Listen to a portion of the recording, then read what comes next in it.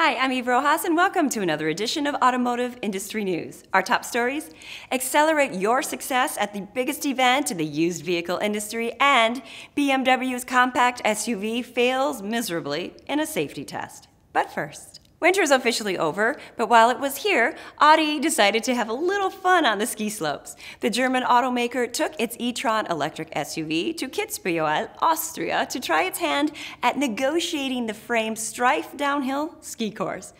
Only instead of racing downhill like the world-class ski racers who compete there each year, the e-tron was headed uphill, equipped with spiked tires and a special all-wheel drive powertrain that included 2 electric motors on the rear axle and another on the front. The e-tron took on the course's steepest, most treacherous section, an 85-degree grade called Die Mousafala. Take a look. We want to really try to go up the Mousafala with this Audi e-tron prototype. Let's go and face the beast. Let's go check it out. Good luck. I think also everybody needs to understand that it's not a game just, okay, take a car and drive up the hill. It's not that easy. Safety is absolutely a priority for Audi. We have a safety rope here. Fahrbetrieb, Bremsbetrieb. Die stehen mit Reifen nur. Einmal lupfe ich 1 Millimeter. Alter, dann geht's da runter.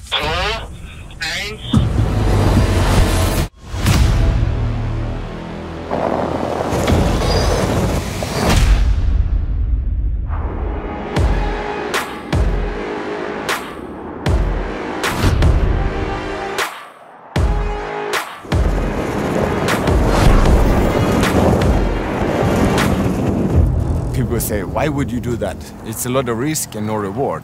Going up the Mousafala was not really on my bucket list, but for me, I've been doing a lot of crazy things in my life, and in sport or with cars, doing a big jump or doing rallying, whatever, everything comes with danger, but that's also to squeeze the limits is something that I like.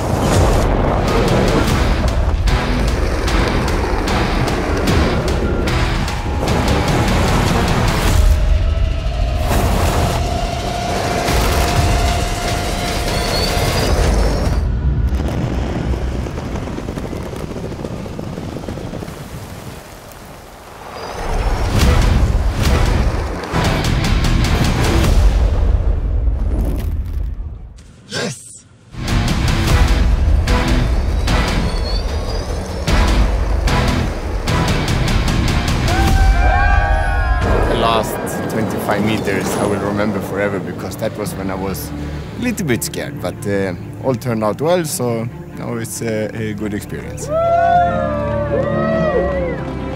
More automotive industry news in a moment. NIADA is proud to announce this year's keynote speaker will be a legendary business executive who has been described by the media as Superwoman undercover and the Pied Piper of potential. Sarah Robb O'Hagan, who has been a top executive for a long list of ultra-successful companies, including Nike and Gatorade, has twice been named one of the most powerful women in sports, will be the convention's featured speaker. She'll lay out a roadmap for becoming the most extreme version of yourself by operating at the edge of your potential and building collaborative, focused, and successful teams.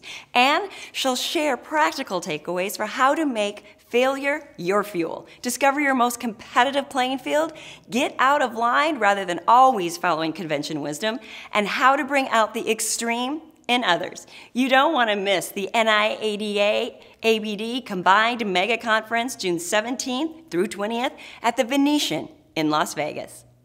What does success mean to you? Everyone has his or her own definition of success, but all of us want to reach it sooner. So how can you accelerate your success as an independent auto dealer? NIADA has an answer. The 73rd Annual NIADA and ABD Convention and Expo offers the best and most comprehensive education offerings available for independent dealers, as well as Expo Hall packed with the latest products and services to help you accelerate your dealership towards success.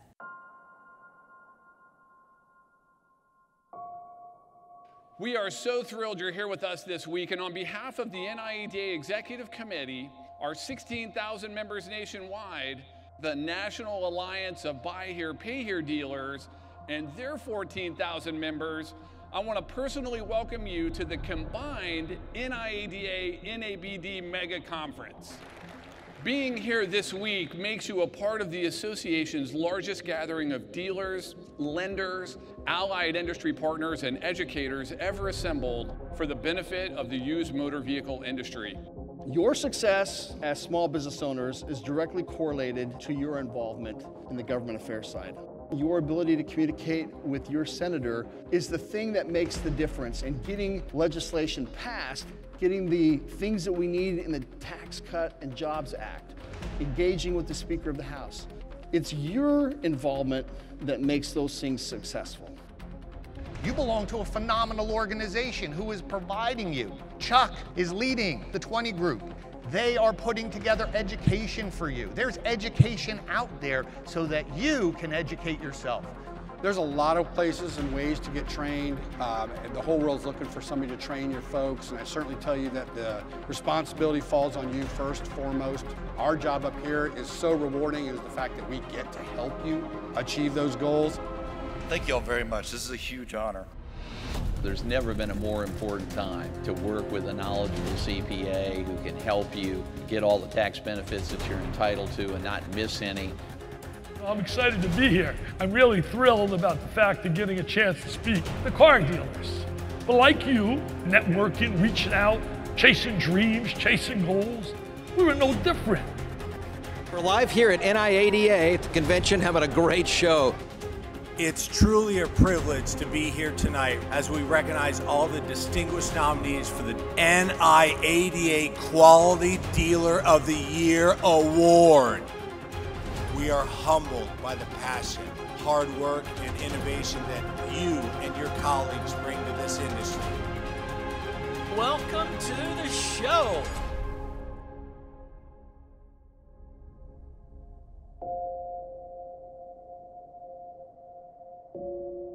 Back with more in a moment. Dave Anderson here, and I just wanted to let you know I'm really excited about being invited back to speak at the NIADA convention, June 18th in Las Vegas. My topic this time is how to master the art of accountability, and I don't know that there's better timing for this message. Holding people accountable requires the right skill set and the right mindset. We're going to talk about both of these in my hour presentation. I'm going to give you some real tools to where you can go back and get better at this. It doesn't matter how long you've been doing this or what position you're in. If you're in a leadership position, holding people accountable is not an option. It's a duty. And it protects your culture and your brand and the customer experience and your credibility and a lot more. So come on by. Look forward to seeing you there so you can start to get better and master the art of accountability. The Insurance Institute for Highway Safety regularly tests new vehicles for safety and rates them based on the results. Last month, when it tested compact SUVs for their ability to detect pedestrians and automatically brake when they do, the BMW X1 stood out from the others, and not in a good way. Presented with 3 scenarios of pedestrians appearing in the road, the BMW killed the crash test dummies in all 3. We evaluated 11 small SUVs in our first pedestrian series.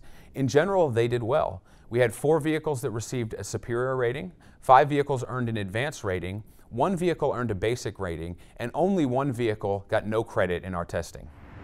The Institute evaluates pedestrian detection systems in 3 different scenarios.